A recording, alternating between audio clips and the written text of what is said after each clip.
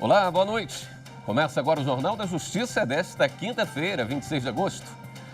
Por maioria, plenário do Supremo decide que lei que dá autonomia ao Banco Central é constitucional. A Corte também começou o julgamento sobre o direito de posse de áreas de tradicional ocupação indígena. E você vai ver também na edição de hoje. Tribunal Superior Eleitoral amplia a participação de investigadores em teste público de segurança do sistema eletrônico de votação. TSE nega recurso contra ex-prefeito do Rio de Janeiro, Marcelo Crivella, por suposto abuso de poder. Superior Tribunal de Justiça nega a federalização do caso Favela Nova Brasília e mantém ações na Justiça do Rio.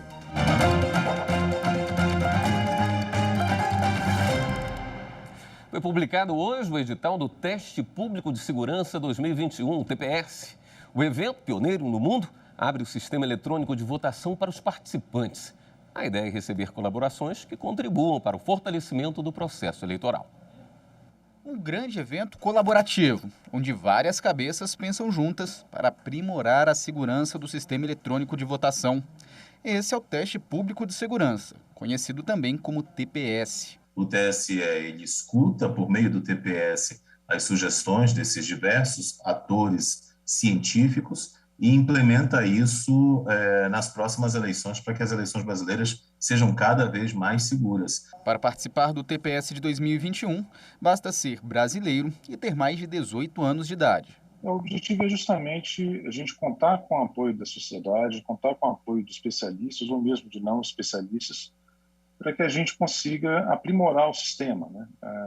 A gente consiga melhorar as barreiras de segurança que já existem, justamente colocando-as à prova desses especialistas, dessas pessoas que vêm participar do TPS. Como o teste é um evento colaborativo, a Justiça Eleitoral tira algumas barreiras de segurança do sistema eletrônico de votação.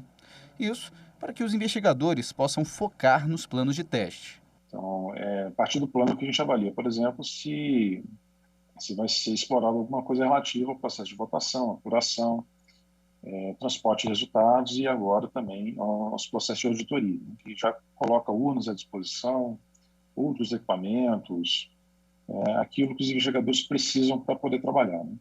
Mas ainda assim, na semana, os investigadores podem trazer outros equipamentos, outros sistemas, né? Qualquer outra ferramenta ali que seja necessária para ele fazer o próprio trabalho. Em 2021, o teste público de segurança vai ter algumas novidades. O tempo de inspeção do código-fonte da urna eletrônica, por exemplo, vai passar de 1 para 2 semanas. Outra novidade é que mais programas poderão ser testados. Além disso, o número de inscrições permitidas vai aumentar. A cada edição existem as sugestões que são deixadas pelos participantes e a cada nova edição o TSE sempre tenta aprimorar e incorporar essas sugestões de melhoria no procedimento do teste. O TPS é realizado em um local controlado, o que chamamos de ambiente de laboratório, bem diferente do que seria encontrado caso alguém tentasse atacar o sistema eletrônico de votação em uma eleição. Não é o mesmo ambiente que um atacante real encontraria com uma urna eletrônica verdadeira, obviamente que não. A partir, por exemplo, dos lacres físicos, que nem são colocados nas urnas eletrônicas que são disponibilizadas aos investigadores. Naquele dia da votação, existe uma sessão eleitoral com mesários e com todo um aparato que não existe durante o TPS, obviamente, porque no TPS, no Teste Público de Segurança, o nosso objetivo é justamente facilitar o acesso para que a gente possa ter ataques e aprender com esses ataques. As pré-inscrições para o Teste Público de Segurança do Sistema Eletrônico de Votação já estão abertas no site tse.jus.br. Uma chance para qualquer brasileiro maior de idade contribuir com a força do processo eleitoral. Principalmente as cadeiras de computação das universidades brasileiras, acho que seria o público ideal para poder participar do evento e trazer contribuições, identificar possíveis pontos de melhoria que a gente precisa no sistema. E aí o TSE tem um compromisso de implementar essas melhorias e demonstra ao final de que as melhorias foram feitas e produzem os efeitos esperados. Na sessão de hoje de manhã, o plenário do Tribunal Superior Eleitoral manteve decisão do Tribunal Regional Eleitoral do Rio de Janeiro.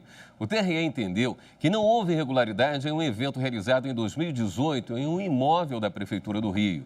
O Ministério Público Eleitoral acusava Marcelo Crivella, então prefeito da cidade, de utilizar bens públicos para beneficiar Rubens Teixeira, que disputava uma vaga na Câmara dos Deputados na época.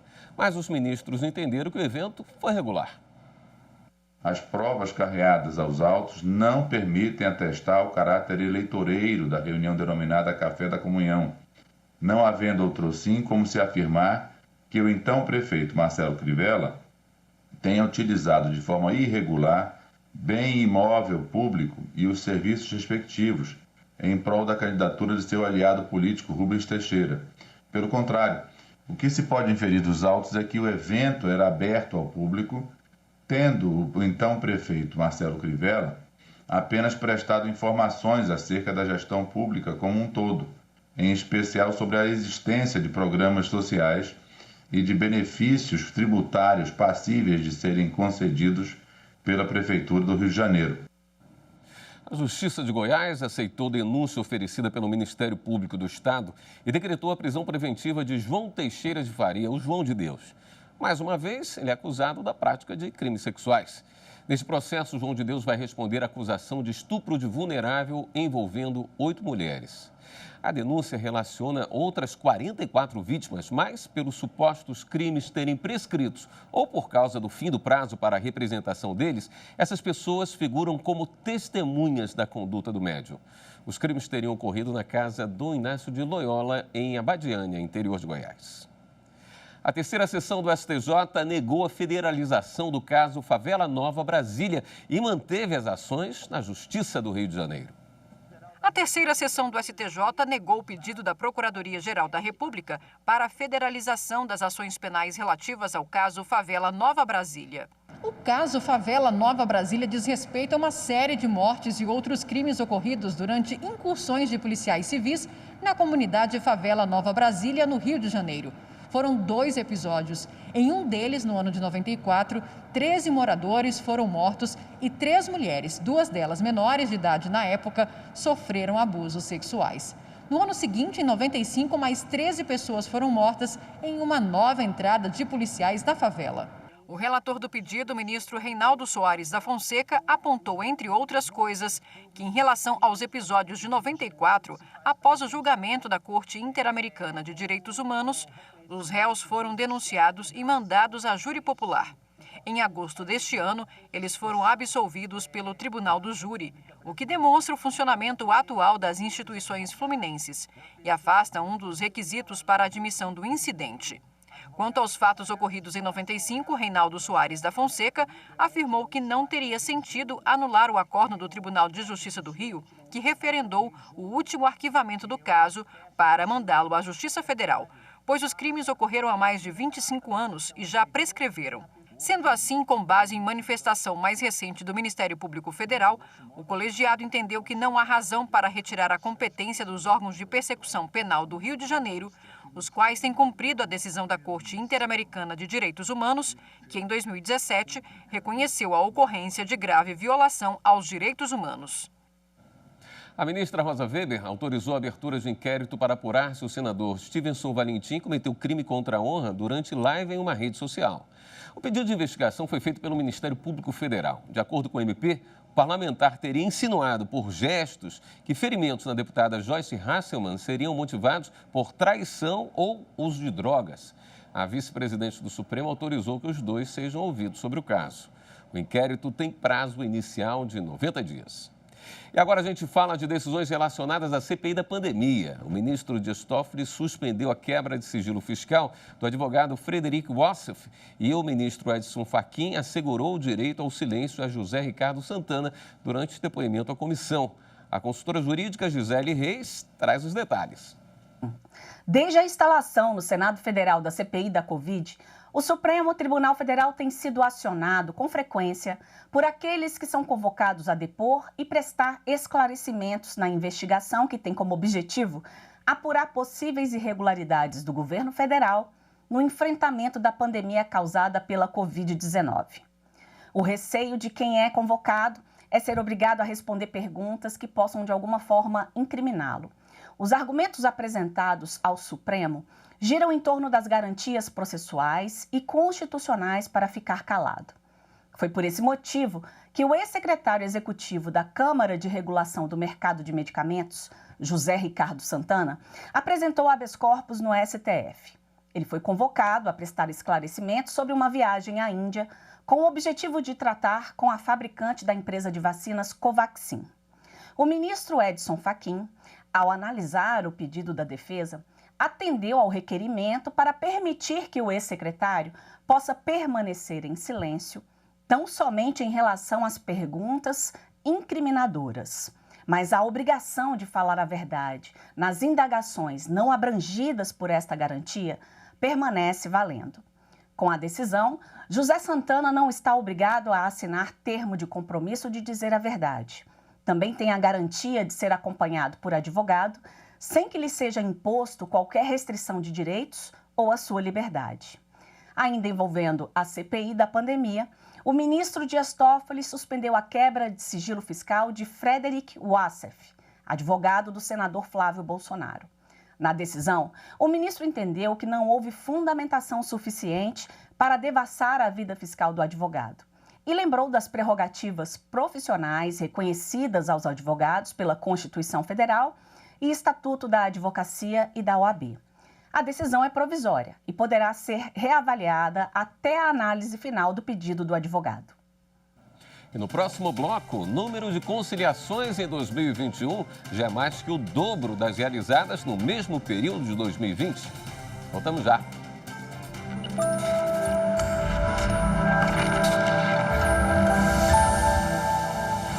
A Constituição, lei máxima de uma nação, é o pilar de organização política e social do nosso país, pois estabelece o funcionamento do governo e também os limites da sua atuação, definindo ainda direitos e deveres dos cidadãos.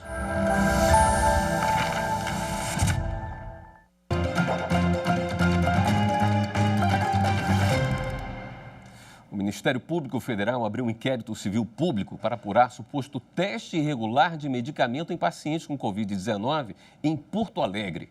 O Hospital da Brigada Militar da capital gaúcha estaria testando a droga experimental proxalutamida desenvolvida por uma farmacêutica chinesa sem que tivesse autorização da Anvisa ou da Comissão Nacional de Ética em Pesquisa. O MP pediu que as entidades respondam sobre o caso até o dia 31. E o Ministério Público Federal em Alagoas ajuizou uma ação civil pública contra a União por falta de insumos adequados para a vacinação contra a Covid. O repórter Madeleine Machado tem os detalhes.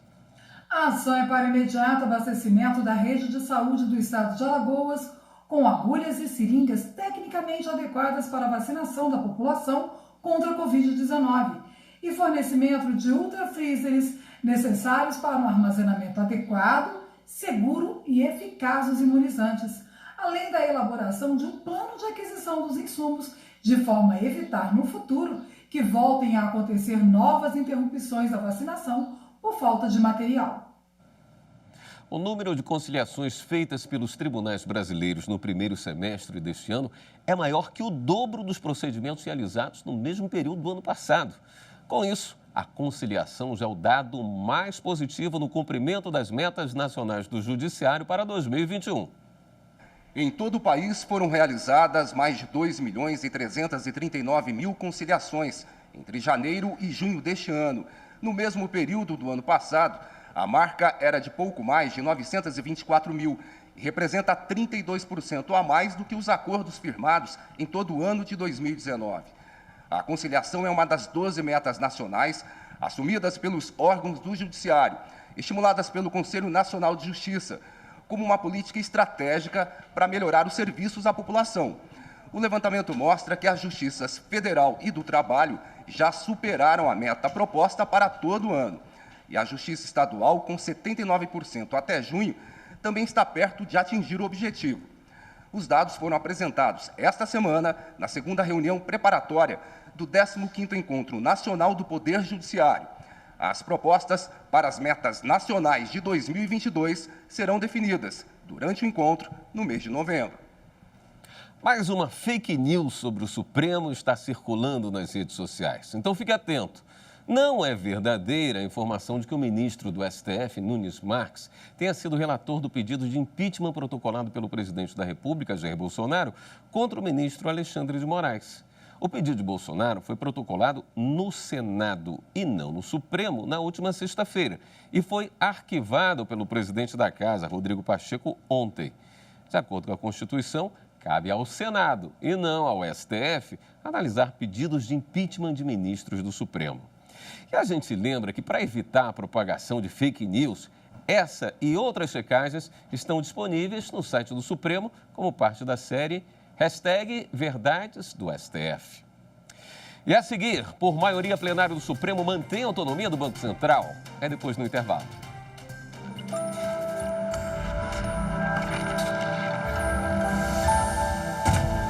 A Constituição é responsável por garantir direitos fundamentais historicamente conquistados pela sociedade, inclusive impedindo que tais direitos sejam abolidos por maiorias ocasionalmente formadas.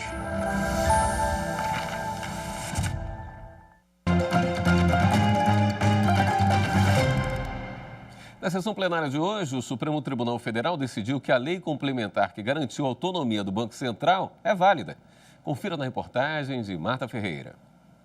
Com a lei sancionada em fevereiro, o Banco Central passa a ser classificado como autarquia de natureza especial, sem ser subordinado a um ministério específico.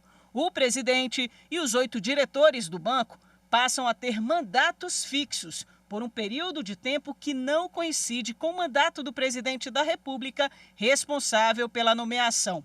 Para o PSOL e o PT, a lei seria inconstitucional, porque o projeto de lei deveria ter sido encaminhado ao parlamento pelo próprio presidente da República, o que não aconteceu, já que o PL foi apresentado pelo Senado. O relator do caso, o ministro Ricardo Lewandowski, votou pela derrubada da lei, por entender que o projeto de lei deveria ter sido feito pelo Poder Executivo e não pelo Legislativo.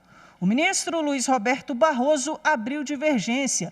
No entendimento dele, não se exige a iniciativa do presidente da República no caso desse projeto de lei e destacou que há diferentes visões sobre a autonomia do Banco Central, que Barroso considera ser uma opção política. A maioria votou de forma contrária ao relator. Basta fazer 2 colunas e comparar os artigos para nós verificarmos que o que foi aprovado, uma alteração de aqui ou ali, permitidas essas alterações ao Congresso Nacional, o que foi aprovado foi o projeto de lei do presidente. O que o presidente queria, a vontade presidencial ao mandar o projeto de lei e ao enviar no Congresso Nacional. A esse específico ponto que diz respeito ao pensamento e à unidade de sentido entre os 2 projetos, concluo na declaração de voto que irei juntar que o apensamento respeitou, no caso, as exigências dos artigos 61, 64 e 65 da Constituição da República. A lei impugnada não invadiu o campo reservado à iniciativa privativa do presidente da República, na medida em que não teve como propósito criar ou extinguir o órgão público integrante da administração pública federal. A ministra Rosa Weber foi a única a seguir o relator, por entender que o projeto de lei tinha que ser de iniciativa do presidente da República. Eu declaro a inconstitucionalidade formal da Lei Complementar 179, sem emitir qualquer juízo de valor quanto à escolha efetuada pelo Parlamento. Parabenizando o ministro Lewandowski pelo brilhante voto e, tal como ele, repito, limitado o meu exame à inconstitucionalidade formal, acompanho o relator consoante declaração escrita de voto que juntarei aos autos, renovando meu pedido de vênia aos que pensam em contrário. Por maioria, o plenário decidiu que a lei que deu autonomia ao Banco Central é válida. O futuro das demarcações de terras indígenas está na pauta do STF. Os ministros começaram na sessão plenária desta quinta-feira a avaliar um recurso da FUNAI com repercussão geral reconhecida. O julgamento promete ser longo, com quase 40 pessoas inscritas para falar, o que vai ocorrer a partir da próxima semana. O repórter Renato Rosa tem os detalhes para a gente. Oi, Renato, boa noite. Boa noite, William. Boa noite a todos. Na sessão de hoje, o ministro relator, Edson Fachin, leu o relatório sobre o caso.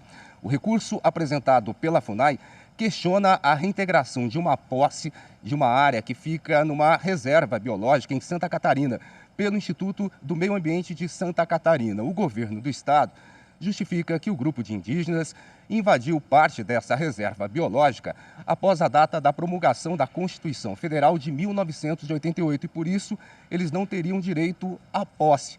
O caso tem repercussão geral reconhecida no Supremo e o que for decidido aqui pelos ministros valerá para 82 casos semelhantes. Os julgamentos estão suspensos por decisão do ministro relator até o julgamento desse caso. E o julgamento será retomado na próxima quarta-feira, quando estão previstas 39 sustentações orais. A expectativa dos indígenas é grande e eles estão acampados aqui em Brasília. William. Obrigado pelas informações, Renato. E o ministro do Supremo Tribunal Federal, Gilmar Mendes, participou hoje do webinário Imprensa, Democracia e Poder Judiciário, promovido pelo Conselho Nacional de Justiça.